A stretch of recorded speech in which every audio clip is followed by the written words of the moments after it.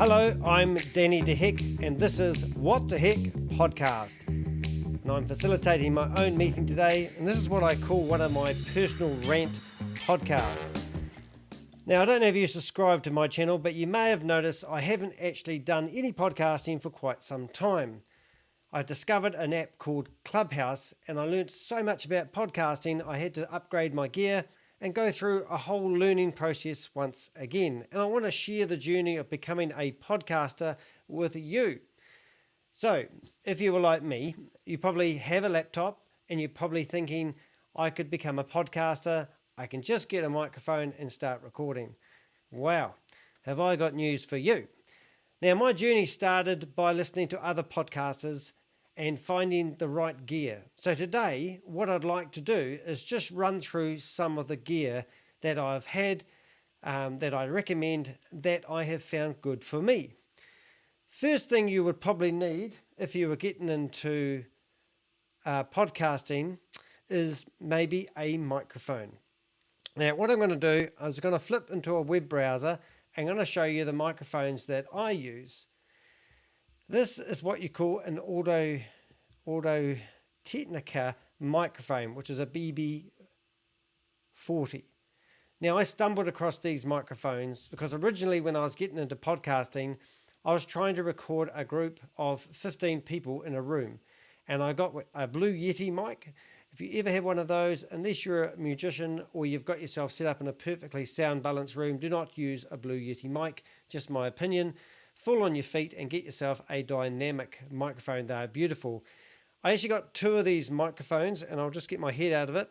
And I had them in a room that was shaped like a horseshoe, and I put two of these, one each end of the room, and it did capture the sound pretty good. However, it probably wasn't even the right type of area or space to be able to record a podcast. So COVID happened, I carted all my gear back home, and at the time I was using an H6 by Zoom, which is a recording device, and that was adequate for myself. But when I started wanting to record other people who were online, like recording things over Zoom or Riverside FM or Zencastr or Streamlabs or StreamYard, it became a whole different complicated saga.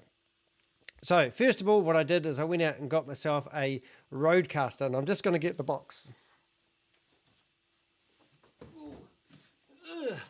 The box. Now, a RØDECaster are absolutely awesome. Now, the very first one of these I've got, I'll just put it back on the floor. I got it home from the shop and I put it on the counter and it was buckled. And every time I pushed a button on it, what basically happened is it was a buckling noise and it made a noise and it was annoying. So I took it back to the shop and they gave me a replacement unit. Then I went and set it up and I was using it for about a month or two. And every now and again it would have a problem and it would just take me offline. So rather than going back to the shop, I started communicating with Rode in Australia because I'm a Kiwi and we're neighbours, and they were brilliant actually. That took them a long time initially to get back to me, which normally isn't the case. But when they did get back to me, they said, look, I've just been reading the notes. Our apologies. We would like to send you a gift pack straight away and fix the problems that you are having. Now, where is my gift? Here it is. So I got myself a hat, which you won't be able to see very well, a Rode hat, and very nicely, they gave me a microphone. And I tell you what, if you're experiencing problems and you go and get support and they send you gifts, it certainly changes your whole attitude. And I think their customer service is A1. Unfortunately, I was recording a podcast with a friend of mine, ljhayward.com, and 30 minutes in, it just cut out. So I showed them the video and they actually sent me a brand new unit. And I thought, wow. Anyway, waited a few days for that. It turned up in the mail. When I opened it, it was slightly buckled like the very first unit I got. And I'd had enough by this stage because I want something that sits flat on my desk. So if you are a RØDECaster user, put your unit on your desk and see whether it's buckled. The shop I bought it from originally, I looked on their computer and they had 2 in stock, and I went to the shop and said, this is a brand new unit and it's slightly buckled. Would you be able to open the other 2 in the shop to see whether they have the same problem? And they were actually worse than my one. And the staff guy said, oh, well, fair enough. And I said, look, can I just get my money back? And he said, yeah, it shouldn't be a problem. However, because it was over $1,000 in New Zealand, they had to go through head office. And he said, it won't be a problem, you'll get your money back. However, a week later, I rang them up and said, where's my money? And they said that we don't think your unit is that buckled, and we are not going to refund you. So anyway, I now have 2 RØDECasters in my hands, and I've actually gone out now and bought one of these. And this is made by Zoom, and it's called a P8, and you can actually run 6 microphones from it. Now, I actually bought that on Amazon. It was $499, and the time I got it landed in New Zealand, and the currency and all the yada yada actually cost me around about $900 because I actually had to buy a New Zealand plug for it as well. However, I must say, so far, I do feel like the hardware is a lot better than the RØDECaster inside. It's not as pretty. I watched a few YouTube videos, and to be honest, I think it's 50-50. If you're going to get a RØDECaster, just make sure it's not buckled. If you're looking for support, Rode were absolutely amazing, and I was really impressed with their service. And I haven't really given the Zoom PodTrack P8 a good run for its money, but I am obviously using that as I talk to you now, which is pretty cool. Right, so podcasting. You're thinking about getting into podcasting. I just recently have been hired by a company called Parent to Parent to help upgrade a podcast, historical one, and also give some tuition to their staff. And that's something I didn't actually think I would ever be able to do. But because of my knowledge as a podcaster and playing around with all this different software and hardware, I've become pretty good at it. So the first thing is I wanted to show you was obviously the RØDECaster. If you're thinking about getting one of these, check out YouTube, look at the videos. Some people have spent a lot of time showing you how to work every part of it. The real beauty of having a device like this is that you can plug in your cell phone. If somebody rings you, you can actually bring them into your podcast. You can adjust the levels. Use headphones when you record. I'm using a different setup here where I can get away with talking to you out loud without headphones, so I look better on camera because this is also on my YouTube channel. I like the preset buttons, those pads that are so beautiful looking. They look far better than the Zoom PodTrack because they're bigger. You can also change the buttons on the PodTrack, which is this unit here, and it will look as pretty as well. But I do think the RØDECaster looks a lot nicer. Also, the cables come out the back of the unit. On the PodTrack, the cables come up the top of the unit. So I have mine on my desk and my screen hovers over the top of it. So probably real estate wise, I prefer them to come out the back. However, if you are plugging and unplugging devices, having to scramble around the back of the unit is a bit of a pain. Right, so having one of these units on your desk, I'm going to show you what you can do, which is quite cool. Is just get the sound right, but you can click a button like that. You can have explosions, crashing glass. You can open a bottle of champagne, and you can just basically bring noises into your podcast when you like, so you can limit the amount of editing that you do. So it's pretty cool. All right, another piece of software. I started off originally using OBS. Now, OBS will allow you to do what I'm doing now. Have a little picture down the bottom and also broadcast anything you want. Like for me, I'm broadcasting my browser window, and I can sit here and I can disappear if I want. I can pop back up, or I can flip between screens. And basically having a bit of software like that is absolutely awesome.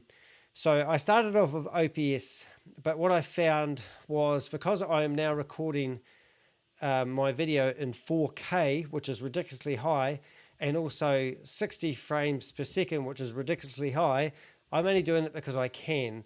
In this particular video, I am doing that because I want to see how it turns out at the end, because there's nothing worse than when you're interviewing somebody on your podcast and then you realize your audio is all stuffed up. So let me continue. So the program I went and purchased is called Minicam.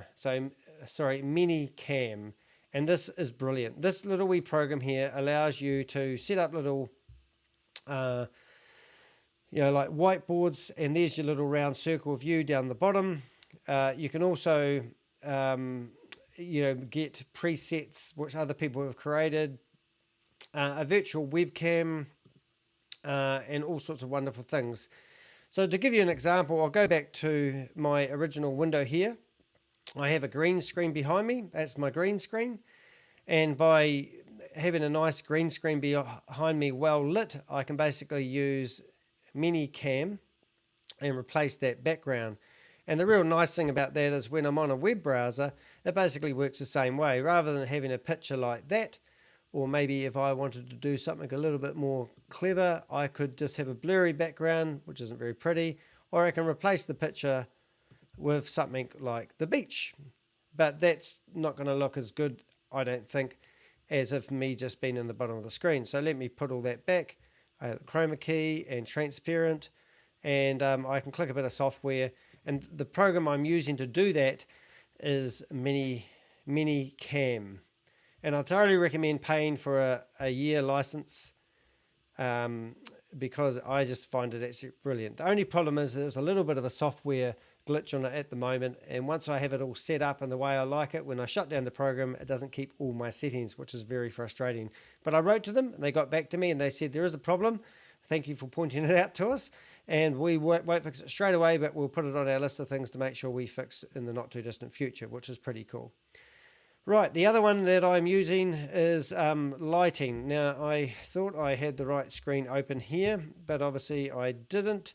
And I want to show you the lights that I am using to be in my office. Let's see what I've got. Battery station. Oh, no. Have I not got the right lights? Where to buy? Aperture lights. Let's do a search and see if I can find it. So I bought these 4 lights. They're like these ones in the middle here. Let me see if I can find an image. Not looking good so far, Danny. Alrighty, where's my lights? Yeah, okay. Not much fun doing this. These are the lights. These are like the lights I've got. Now, I've got 4 of these lights, and I wish I had, that's a better picture of them. Right, so how do I make that large? Let's go and see if we can fluke it. Something going to happen here. Okay, so I've got 4 of these, yay, lights. Do they have any other pictures? No. Oh, I'll just turn that sound off. Let's see if they show you. Okay, let's see. We have got a whole lot of lights. Alrighty, so just imagine that you've got 4 lights looking like that one there. And you can, I'll flip back to my normal screen. So I've got a phone device here. And if I want to, I can turn the lights on to full. So you watch my face, and you can see I can change the color of my face, make it a bit redder, and all that sort of stuff. The other exciting things you can do, if you really got all the time in the world, is you can make interesting colors like that. What's the one I like the most? Oh, the cop car, that's right. So you can pretend you're getting pulled up by the police. But very good for studio lights. So I'll just go back to what I were doing. 5 and full. So the lights I'm using to do that is, as I said, aperture lights. So if you need to find those, do so. And I didn't realize for quite a long time that you could actually change the colors of these lights But when I downloaded the app, I realized that you can make them any color you like, which is really exciting. Right, the other one is, I wish I did it sooner, is when I first got into podcasting, I decided that I'd get a 4K Logitech camera. Now, I finished up having a camera in the wardrobe, as you do, that I use for street photography, and it's a Sony A6400. Brilliant camera for street photography for two reasons. It's small, it's light, it's mirrorless. That's one reason. And the other reason I like it is because it doesn't go click, click every time you press the button. If you've got the A6000, you can't actually turn off the shutter noise. So when you're walking around the streets, you can be taking photos without people hearing you. But I went through the Middle East, not the Middle East, I went through Bangladesh, India, and China, would you believe, only a few months ago, just before COVID, actually. And I wish so I've set that up as a, how do I explain, as my web camera. I bought a 4K adapter, and it plugs into the back of the camera and straight into the back of the computer screen. So that means that the camera that I'm looking at here is beautiful. The other day, I decided to buy a new lens, and I thought I had the box handy, and I don't. But I actually bought a lens that is, I'll never say it right. It's Carzens. I thought it was Carlos, but I'm saying it wrong. It's a beautiful lens. It goes down to 1.8 f-stop. And basically that means it's a fixed camera. It's a 24 mil lens. And because I've got a crop sensor, it means I'm actually, the lens is actually giving me a photo of 36. So it's quite wide, which basically means the green screen behind me, which I think is number 4, you can see now the camera quality is completely different. This is the camera quality that's actually coming off my MacBook Pro. And my partner's just bought a new MacBook Pro with the M1 chip in it. It doesn't have a fan, which is a bit of a pain because I have to set up my mic in a way where you guys don't hear my fan, which means I compromise some of the direct sound that you may have. But anyway, if you're going to record yourself and you're going to do YouTube videos, at the moment I'm currently putting together a whole lot of workshops teaching people how to do a whole array of things. I really wanted to be able to get good lighting, a good camera, and good sound, which those three things together is quite hard to do.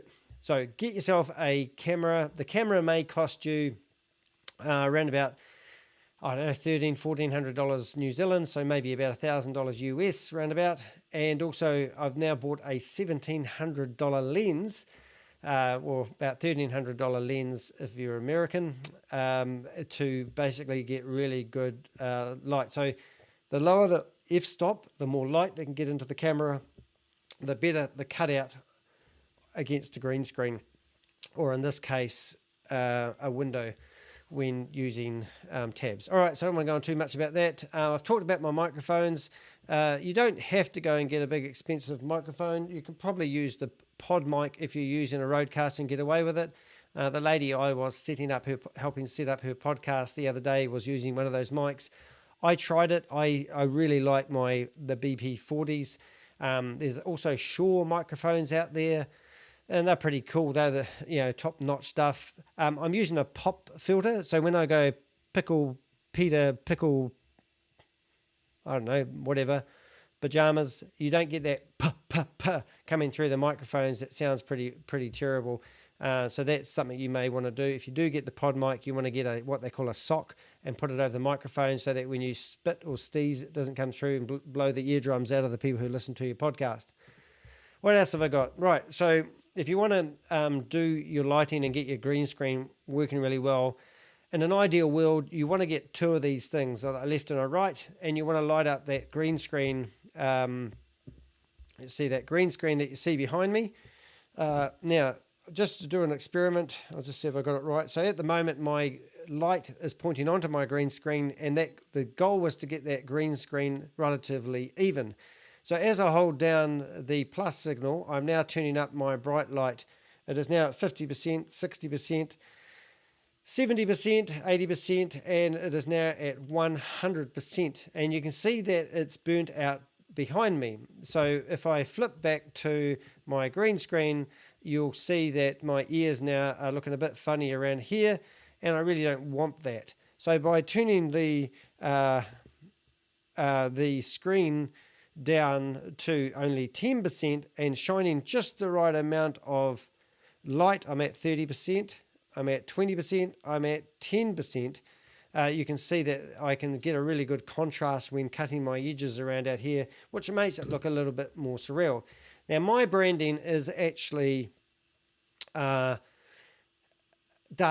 and I was wearing a black jersey, which wasn't any contrast. So I've put on a white top, and by doing things like that helps. If you've got hair, just shave it off, get rid of it. It's all good, and you'll have a nicely, perfectly cut out figure.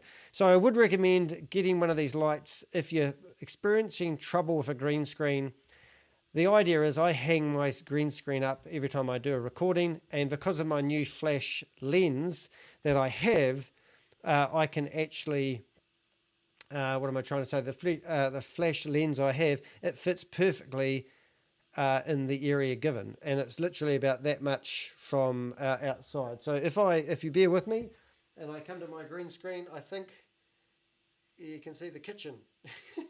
But this is, yeah, so I'm literally half not even half a foot, probably a third of a foot from the edge of my green screen, which is pretty cool. Right, so that's the green screen talk, and also remember, get the lights. And these lights, I bought mine, I think about $700, so once again, maybe $450. The brand that I got, I don't even know if it's Godo, I don't know, you figure it out. But anyway, it's not, they're quite good, but they're not like top of the line, but they will do the job nicely. Talked about OPS, play around with that, and when you get sick of playing around with that, then move to Minicam. If you've got the budget, then go grab one of these over the PodTrack P8. Honestly, hand on heart, it really is a lucky dip between the both. I must admit, even though I had a bad experience with the hardware, the way that Rode treated me and looked after me, other than taking a wee bit too long to get back to me initially, was absolutely world class, and I would never bag them because of that. And now I am the proud owner of 2 RØDECasters, and so far, touching wood, I have not experienced any problems that I were experiencing with the PodTrack 8. And I have also had 4 and know of an additional 5 people that will experience the same problem that I was experiencing. Now that's just great. One of my lights is just turned off. Right, I'm just going to unplug lights. So this is the other problem. If you are doing what I'm doing, you need to make sure that you keep your lights charged. They last for about an hour and a half. And because I was fluffing around at the start, then one of mine has gone flat. So 1 minute, please, caller. So we should have a light back on in a minute. Let's see, turn them off, turn them on. Yay, lights back on. All right, so there's one other thing that I think is really cool that everyone should have. Have you ever heard of a Stream Deck? I'll make sure I'm saying that right. Stream Deck. Let me show you what one of those look like. Yep, so this is what, so this is a piece of hardware which will cost you about 300 New Zealand dollars, or maybe, I don't know, 220 American, probably 199 to be honest. And this basically enables you to have shortcut keys that you use all the time on your computer, and when you're doing podcasting, you can just click a button. I went out to buy one and they didn't have one available, so I have an iPad Pro sitting in front of me. So what that basically means, if I change the right screen, so this is my iPad Pro. Now, if I want to, and I want to change, I can click a button, and it will literally change, or take me out of the picture, and you can pre-program these devices. So if I go back here, you can see what else I've got, like Photoshop. I use that a lot. And here's a whole lot of shortcut keys for using Photoshop, which I think is really, really cool. So for $3 a month, you could also set up yourself with something on your phone or something on your iPad Pro, which I have a keyboard sitting right there in front of me. But it's super brilliant because I can just flip between screens, make myself disappear, bring me back, and I don't really have to take my eye off the camera and do all that sort of carry on. So there's all my secrets. What else can I show you? Something I'm really proud of at the moment is workshops. So if I'm going to denny.co.nz or dehek.com, you'll find my website. And if you look under my workshops, you'll see that I now have about 4 or 5. Actually, I have tons of different workshops that people can do. If you're interested in doing any of those, they're not going to be too expensive. But I'm just learning the art of putting together workshops. So I'm all about helping people with their personal brand. So as you can see here, when you play my videos, you can see that I've... now here's a good example, actually. I'm going to see if I can make this large. Oops, hopefully. Now notice this was before I got my green screen in order. If you look closely here, you can see my hair is green and I've got what they call bleeding, and it doesn't look that great. If you go back to what I'm doing here now, you can see I don't really have that green around my head anymore, and I've got a good contrast between the different looks, and that is simply because of my lighting, my camera, and I've got my green screen lit up just enough to get a good contrast between the two. What else have I been doing? Right, so I'm probably running out of excuses, really, because I've got to get myself back into podcasting. I've got to try to make a regular routine every week and actually do a podcast. I want to have people on my podcast. I'm an ex-Jehovah's Witness. I've interviewed about 6 or 7 ex-Jehovah's Witnesses, and that's quite interesting. Because my podcast is called What the Heck Podcast, I can have different types of podcasts. So I reached out to some people today who I saw on Instagram. I actually saw them on TikTok, and they were a couple of singers, and they were absolutely amazing. So I can invite people like that onto my podcast and interview them and ask them how their journey, and tell us. I like being a storyteller, and I like listening to other people's stories. So I really recommend doing that. So if you are on my website, do check out my podcast, other podcasts. I've got a whole list of different things in there.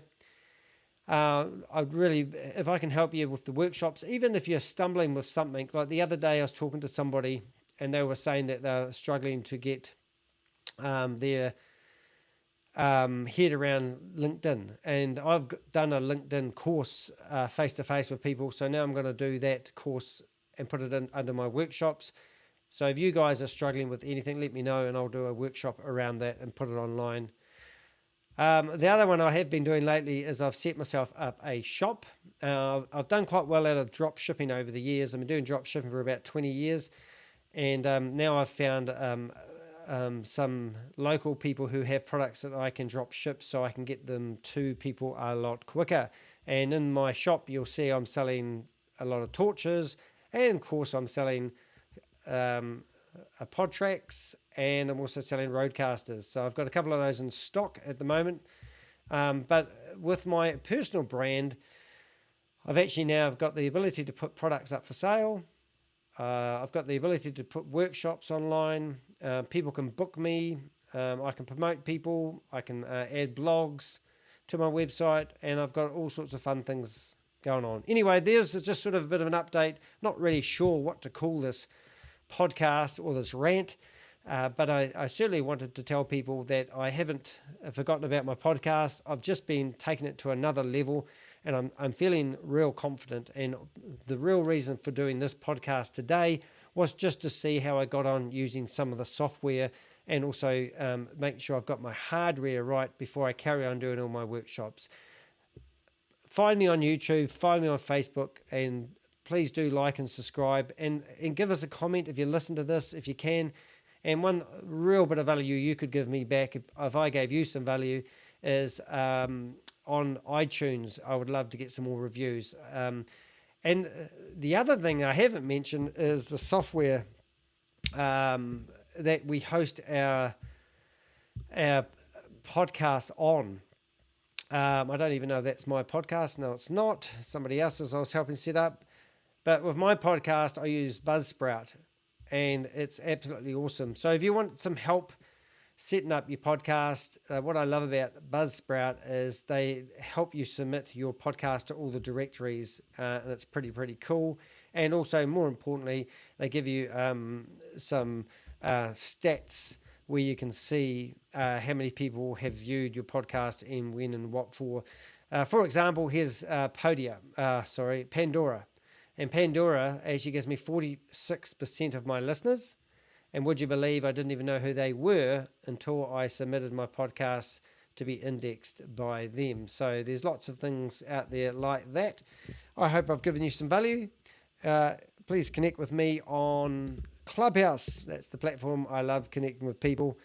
And hopefully we'll see you in the next week or two. Hopefully my next podcast ain't going to take that long. So let me figure out how to do the intro. I think I've got it sussed. And that was Danny De Heck. And this was the What the Heck podcast. And thank you for listening. Have a great day.